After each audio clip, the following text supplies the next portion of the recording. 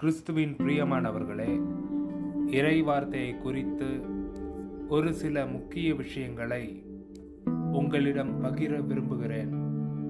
நீங்கள் இதை கேட்பீர்கள் என்று நம்புகிறேன். முதலில் ஒரு இறை வார்த்தையை வாசிக்கிறேன். இறை வார்த்தை உயிருள்ளது, ஆற்றல் வாய்ந்தது, இருபுறமும் வெட்டும் வாளை விட கூர்மையானது. கிறிஸ்துவின் பிரியமானவர்களே, இன்று நாம் இந்த இறை வார்த்தையின் ஒரு பக்கத்தை மட்டுமே விரும்புகிறோம். இனிமையான ஆசீர்வாதம் மிக்க வார்த்தைகளை மட்டுமே நாம் விரும்புகிறோம். அதையே விவிலியத்தில் தேர்ந்தெடுத்து வாசிக்கிறோம்.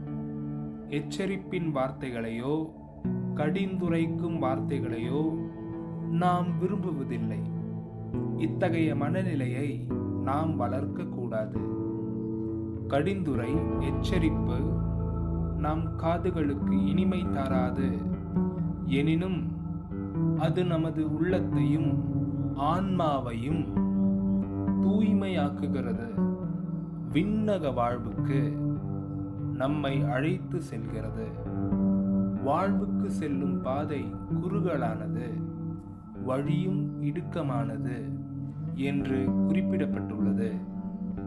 எனவே இறை வார்த்தையில் எந்த ஒரு வார்த்தையையும் தவிர்க்காமல் வாசிப்போம்.